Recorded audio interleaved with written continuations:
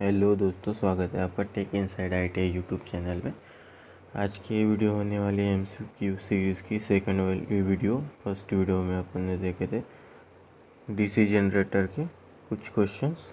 इस वीडियो में अपन देखेंगे आगे के डीसी जनरेटर के क्वेश्चन। उसमें से पहला क्वेश्चन है अपना, how interpole are connected in DC generator. DC generator में इंटरपोल कैसे कनेक्ट होते हैं। डीसी जनरेटर में इंटरपोल कैसे कनेक्ट होते हैं, उसके पहला ऑप्शन है in series with armature, second option है in parallel with armature, third option है in series with shunt field और फोर्थ ऑप्शन है in parallel with shunt field. तो डीसी जनरेटर में इंटरपोल कैसे कनेक्ट होते हैं, तो अपना करेक्ट आंसर है इन सीरीज विथ आर्मेचर। बढ़ते अपने अगली क्वेश्चन की तरफ। अपना अगला क्वेश्चन है, what is the necessity of residual magnetism in self excited DC generator. Self excited DC generator में रेसिडुअल मैग्नेटिज्म की क्या ज़रूरत है, ये हमसे पूछा गया है। उसका पहला ऑप्शन है बिल्डअप वोल्टेज को निर्माण करने के लिए, second option reduce the field current को कम करने के लिए, थर्ड ऑप्शन है रिड्यूस आर्मेचर करंट को कम करने के लिए, और फोर्थ ऑप्शन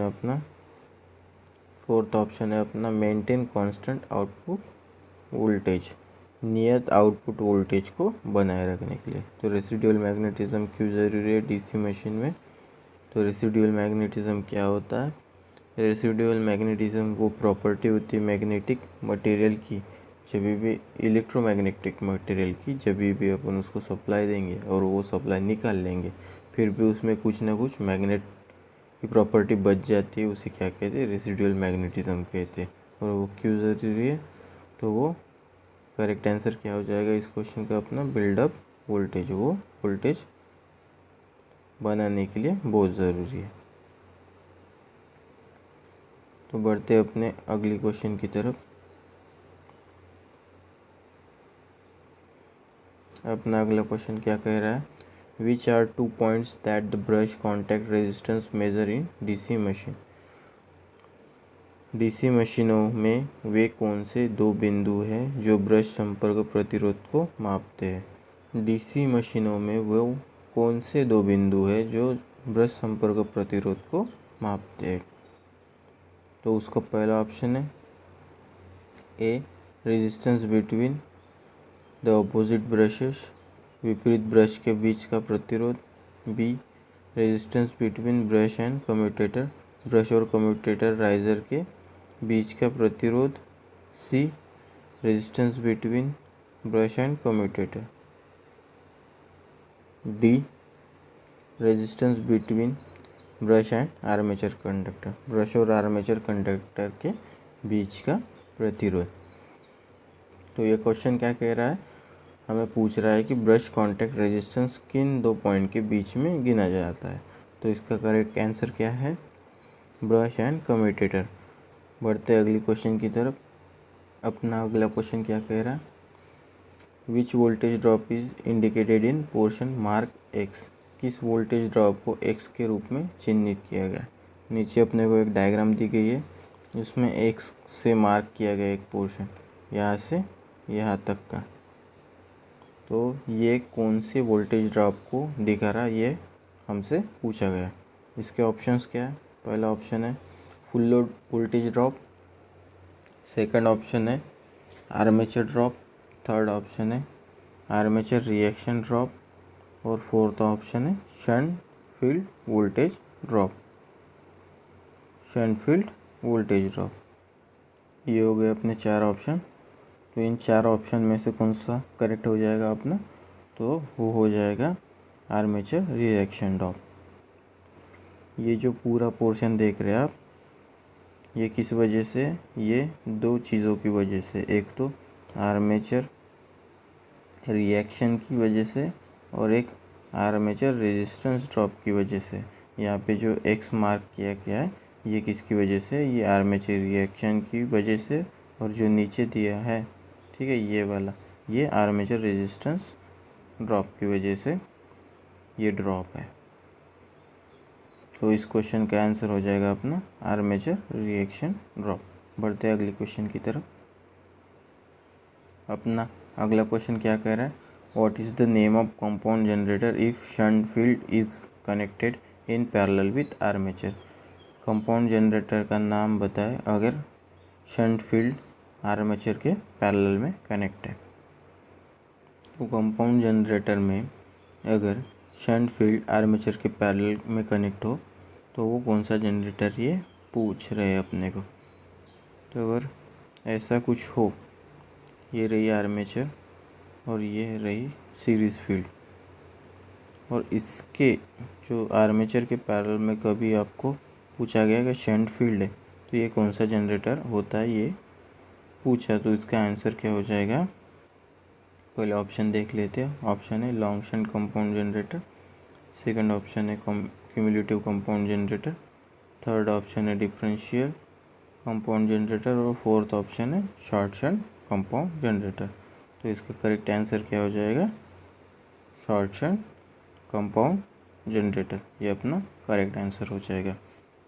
बढ़ते हैं नेक्स्ट क्वेश्चन की तरफ। नेक्स्ट क्वेश्चन क्या कह रहा है अपना, why the armature core of DC generator is laminated. DC generator में आर्मेचर कोर को लैमिनेटेड क्यों किया जाता है। तो इसका पहला ऑप्शन है reduce the copper loss, copper loss कम करने के लिए। सेकंड ऑप्शन है रिड्यूस द फ्रिक्शन लॉस, घर्षण की हानि को कम करने के लिए। थर्ड ऑप्शन है reduce the hysteresis loss, hysteresis loss को कम करने के लिए। और फोर्थ ऑप्शन है reduce the eddy current loss, eddy current loss कम करने के लिए।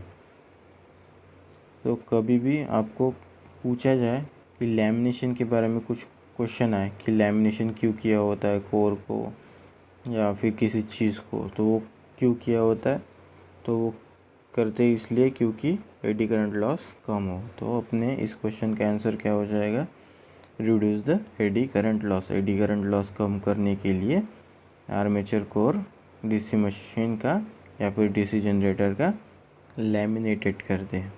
अगर आपसे यही क्वेश्चन करे और कहे कि मैग्नेटिक मटेरियल से क्यों बनाते कोर को, तो उसका क्या आंसर होगा, तो हिस्टेरिसिस लॉस कम करने के लिए अच्छी वाली मैग्नेटिक मटेरियल से कोर को बनाते हैं।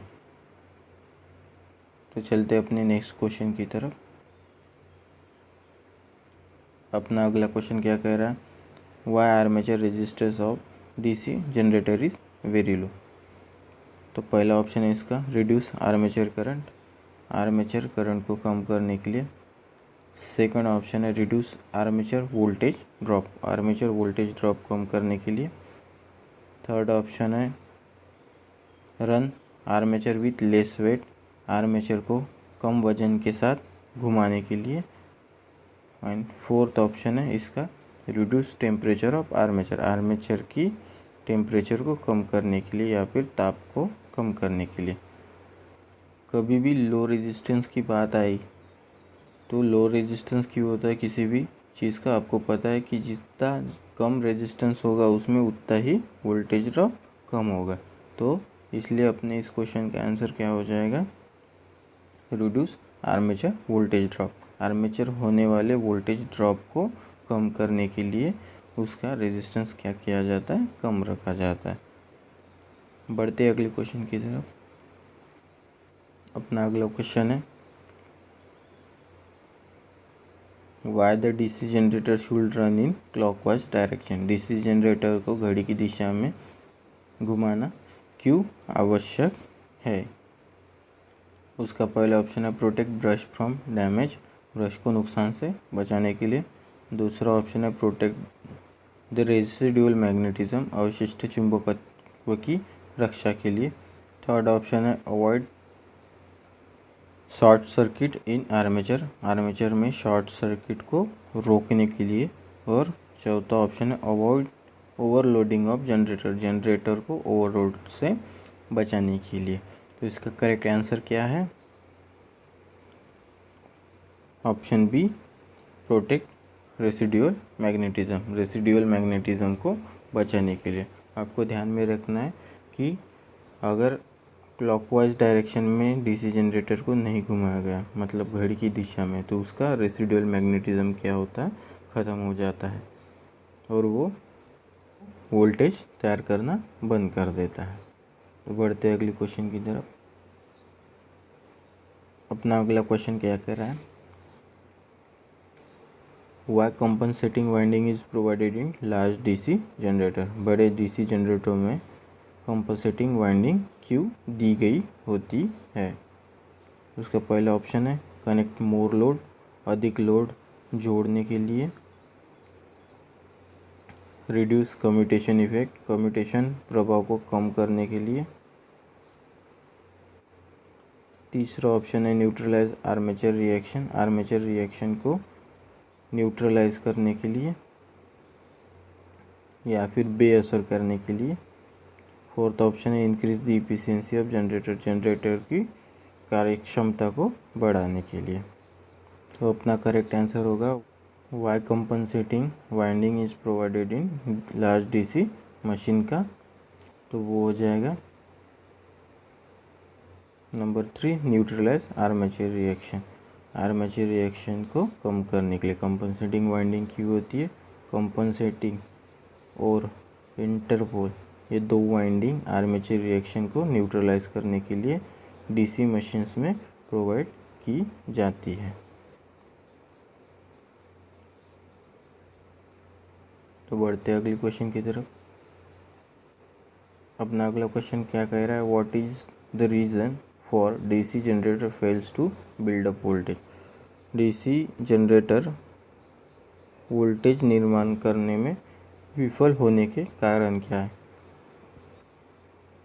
अपना पहला ऑप्शन है लूज ब्रश कांटेक्ट लूज होने के कारण, सेकंड है armature resistance is more, armature प्रतिरोध ज़्यादा होने के कारण, थर्ड ऑप्शन है field resistance is above critical resistance, field का प्रतिरोध क्रिटिकल प्रतिरोध से ऊपर होना, और चौथा ऑप्शन है prime mover is running at above rated speed, prime mover अपनी गति से ज़्यादा गति में घूम रहा। तो इसके 4 मुख्य कारण हो सकते हैं। पहला कारण हो सकता है फील्ड वाइंडिंग टूटी हुई हो, सेकंड कारण हो सकता है आर्मेचर वाइंडिंग टूटी हुई हो, और थर्ड कारण हो सकता है रेसिडुअल मैग्नेटिज्म ख़त्म हो गया हो, और चौथा कारण क्या हो सकता है, तो यहाँ पे दिया गया है field resistance is above critical resistance. तो अपना करेक्ट आंसर क्या हो जाएगा, field resistance is above critical resistance. अगर हो तो डीसी जनरेटर वोल्टेज का निर्माण करने में विफल हो जाता है। तो बढ़ते अपने अगली क्वेश्चन की तरफ। अपना अगला क्वेश्चन क्या कह रहा है, what is the name of generator if it's field is connected in parallel with armature. ऐसा ही क्वेश्चन अभी थोड़ी देर पहले हमने देखा था कि जहाँ पे पूछा गया था कि कंपाउंड जनरेटर का नाम बताए जिसकी फील्ड आर्मेचर के पैरेलल में हो। तो डायग्राम कैसी थी उसकी, तो कुछ इस तरह से थी, ये आर्मेचर थी और इसके सीरीज़ में सीरीज़ फील्ड वाइंडिंग थी, और यहाँ पे शंट फील्ड वाइंडिंग को का पैरेलल में कनेक्ट किया गया था। अगर ये क्वेश्चन कंपाउंड के लिए होता तो अपना करेक्ट आंसर कंपाउंड हो जाता, लेकिन अभी इसके बारे में देखेंगे अपन। तो इसका पहला ऑप्शन है शंट जनरेटर, दूसरा ऑप्शन है सीरीज़, तीसरा ऑप्शन है कंपाउंड, और चौथा ऑप्शन है सेल्फ एक्साइटेड डीसी जनरेटर। इनमें से कौन सा जनरेटर वो है, वो कौन सा जनरेटर होगा जिसकी शंट फील्ड आर्मेचर के पैरेलल में कनेक्ट हो। ठीक है, आर्मेचर के पैरेलल में कनेक्ट हो तो वो होता है शंट जनरेटर। तो अपना करेक्ट आंसर क्या हो जाएगा, शंट जनरेटर अपना करेक्ट आंसर हो जाएगा। तो बढ़ते अपने अगले क्वेश्चन की तरफ। अपना अगला क्वेश्चन क्या है, what is the purpose of pole shoe in DC generator. DC generator में पोल शू का उद्देश्य क्या होता है। उसका पहला ऑप्शन है reduce the air gap, second option है इंक्रीज द फील्ड स्ट्रेंथ को बढ़ाने के लिए, थर्ड ऑप्शन है मिनिमाइज द मैग्नेटिक लॉसेस को कम करने के लिए, चौथा ऑप्शन है spread out flux uniformly in the air gap. Air gap में फ्लक्स को अच्छी तरह से फैलाने के लिए उसका यूज़ होता है। तो पोल शू का यूज़ क्या है? पोल शू का यूज़ अपने घर के शावर जैसे, अपना शावर क्या काम करता है, अपने पूरी बॉडी के ऊपर क्या पानी को अच्छी तरह से स्प्रेड करने में अपनी मदद करता है। उसी तरह यूनिफॉर्मली एयर गैप में फ्लक्स को फैलाने का काम कौन करता है? पोल शू करता है। तो अपना करेक्ट आंसर क्या हो जाएगा? Number D, spread out flux uniformly in air gap. अपना नेक्स्ट क्वेश्चन क्या कह रहा है? What is the function of split ring in DC generator. DC generator में स्प्लिट रिंग का काम क्या है? पहला ऑप्शन है मेंटेन कांस्टेंट वोल्टेज, निरंतर वोल्टेज बनाए रखने के लिए। दूसरा ऑप्शन है कलेक्ट द करंट यूनिडायरेक्शनली, धारा को एकत्र करना, वो भी एक दिशा में। तीसरा ऑप्शन है reduce the voltage drop eight brush, brush के पास में वोल्टेज ड्रॉप को कम करने के लिए। और चौथा ऑप्शन है increase the terminal voltage than rated, rated value से भी ज़्यादा टर्मिनल वोल्टेज बनाने के लिए। स्प्लिट रिंग क्या होती है? आधी आधी रिंग होती है, एक रिंग को आधे आधे टुकड़े में बांट दिया, वैसी स्प्लिट रिंग होती है। और इसका काम क्या होता है? स्प्लिट रिंग होती है। तो इस क्वेश्चन का आंसर क्या हो जाएगा? कलेक्ट द करंट यूनिडायरेक्शनली, धारा को एकत्र करना एक दिशा में। इसका काम क्या होता है? धारा को एक दिशा में एकत्र करना। स्प्लिट रिंग कम्यूटेटर का अविकसित रूप होता है जो किस काम आता है? करंट को कलेक्ट करने के काम आता है। बढ़ते अगले क्वेश्चन की तरफ। अगला क्वेश्चन क्या है? Which material is use to make brush in DC generator. DC generator में ब्रशेस को बनाने के लिए किस मटेरियल का यूज़ किया जाता है? उसका पहला ऑप्शन अपना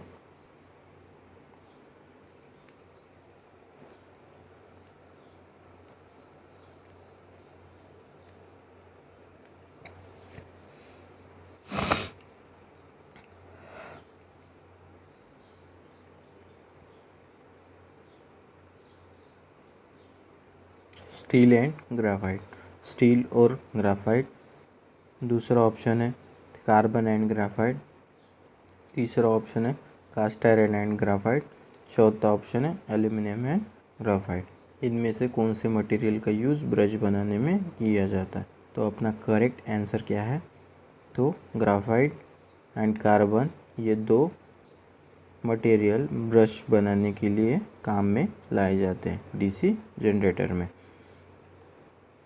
बढ़ते अगले क्वेश्चन की तरफ।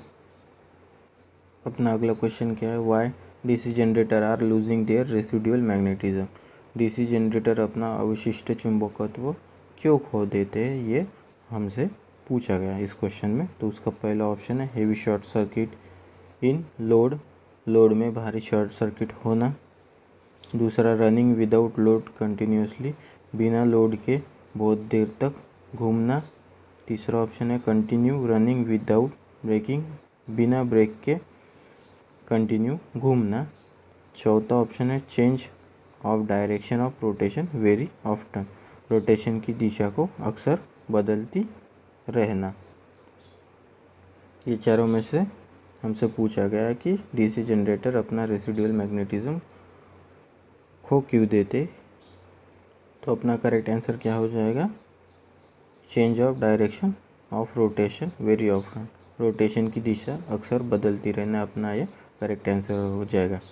तो ये हो गए डीसी जनरेटर के पार्ट 2 के 15 क्वेश्चन। आगे के क्वेश्चन अपन अगली वीडियो में देखेंगे। ये वीडियो यही तक था। अगर आपको वीडियो पसंद आया हो तो वीडियो को लाइक करना है, चैनल को सब्सक्राइब करना है।